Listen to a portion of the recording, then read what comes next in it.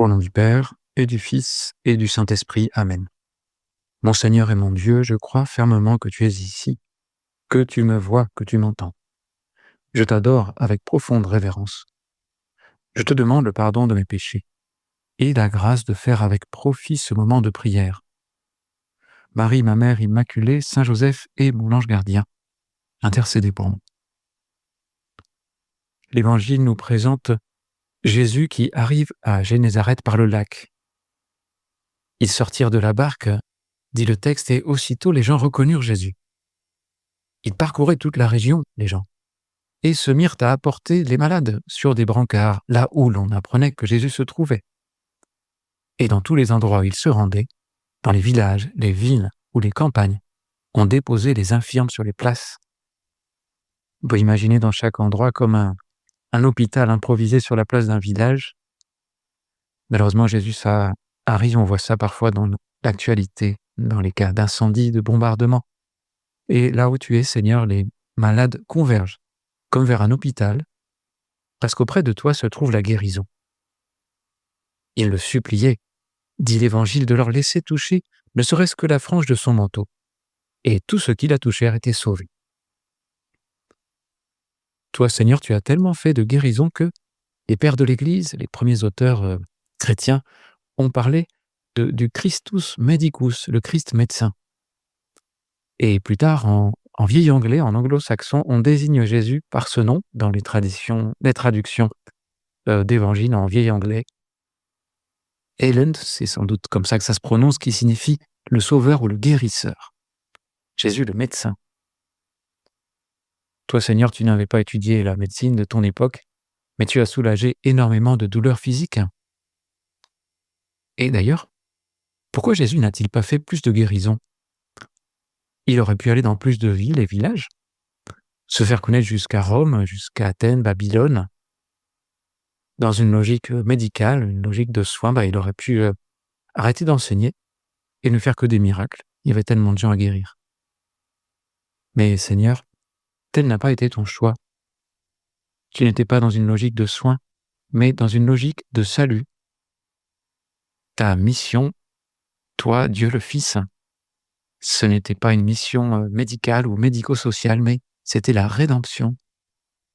Tu n'as pas guéri tout le monde, Jésus, c'est vrai, mais tu es venu pour sauver tout le monde.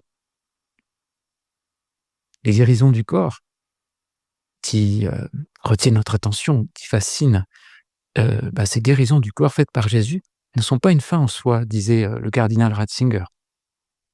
Jésus guérit pour soulager, évidemment. Il est saisi de pitié devant la souffrance, mais il guérit aussi pour nous aider à croire, à lui faire confiance. On le voit très bien dans le fameux miracle du paralytique descendu par le toit. Jésus dit à l'assistance « Pour que vous sachiez que le Fils de l'homme a autorité pour pardonner les péchés sur la terre. » « Je te le dis, dit-il au paralysé, lève-toi, prends ton brancard et rentre dans ta maison. » C'est clarissime. Jésus dit « Je guéris ton corps pour montrer que j'ai le pouvoir de guérir ton âme, de te pardonner tes péchés. » Les guérisons du corps, donc, nous aident à faire confiance à Jésus. Elles nous guident vers lui. Et elles nous font comprendre, si on lit profondément, que la vraie maladie, la plus profonde maladie, c'est l'absence de Dieu. Et de ce point de vue, on est très malade. Et le monde est comme un hôpital de campagne, disait le pape François. Le péché et le pécheur vit loin de Dieu, il est dans un pays lointain. Les maladies de l'âme, le péché, la tiédeur, l'indifférence sont graves, parce que sans Dieu, on ne peut pas trouver le vrai bonheur. Alors, Jésus, tu es le médecin, mais pas un médecin comme les autres, un drôle de médecin. Parce que tu guéris d'abord, pas seulement pour le corps, mais aussi pour l'âme. Et aussi, tu es un médecin qui s'implique personnellement dans les soins et qui même paye de sa personne pour le malade. Jésus est un médecin qui prend sur lui la blessure. Le vendredi saint, peut-être tu as déjà assisté à une procession du chemin de croix, et on prend parfois un refrain tout simple, mais tellement expressif, qui dit simplement Par ses blessures, nous sommes guéris. C'est un verset du livre d'Isaïe, dans un chant du serviteur souffrant, où le prophète disait, il y a donc 700 ans avant Jésus, le châtiment qui nous rend la paix est sur lui. Et c'est grâce à ses plaies que nous sommes guéris. Un médecin ordinaire ne fait pas ça. Il ne prend pas dans son propre corps la blessure ou la brûlure. Au contraire, le médecin normal, disons, il fait attention, il se protège pour ne pas être blessé. Mais Jésus n'est pas un médecin au sens de la profession. Il n'est pas non plus un espèce de guérisseur tout-puissant qui resterait en marge de la souffrance, qui aurait des pouvoirs dont il userait sans se fatiguer. Non, Jésus prend sur lui la blessure. Il avale lui-même le traitement qui va guérir les hommes. Il boit le premier la potion amère qu'il prescrit à son patient. Quelle est cette potion? C'est sa coupe, la coupe de la passion. Jésus en a parlé, Pouvez-vous boire la coupe que je dois boire, dit-il à Jacques et Jean. Donc Jésus, toi, tu es un médecin qui prescrit une coupe redoutable, mais tu la bois le premier. Et finalement, nous, il nous faut simplement nous laisser faire. Tu nous dis, eh bien moi je bois ça pour vous. Et moi le patient, je suis un drôle de patient. Toi, Jésus, tu es un drôle de médecin, mais moi je suis un drôle de patient parce que je suis malade volontairement. Souvent, on dit qu'on est blessé par le péché, mais quand on a péché, c'est qu'on a voulu. Si on n'a pas voulu, ça s'appelle un accident, mais c'est pas un péché, c'est involontaire. Mais c'est bien moi, Jésus, qui traîne dans les atmosphères viciées, sans hygiène. C'est moi qui suis parfois tenté de boire du poison, même pour voir. C'est bien moi qui, volontairement, peut-être, entretiens une rancune, idolâtre l'argent ou quelque chose, qui fait passer mon confort avant le bien des autres. Alors oui, Jésus, je suis un drôle de malade, qui semble parfois ne pas vouloir guérir. Et pourtant, si je le veux, je te le dis, et disons-lui, toi et moi, puisqu'ils prions ensemble, Seigneur, je veux être guéri. Ou disons-lui, comme l'aveugle Bartimée, Seigneur, fais que je vois, que je ne sois pas aveuglé par la tentation, que je ne m'endurcisse pas dans l'orgueil, surtout. L'orgueil, le pire ennemi. Non, Seigneur, je suis un malade qui veut guérir. Et toi, Seigneur, si tu le veux, et tu le veux toujours, tu peux me guérir. Tu connais ma faiblesse.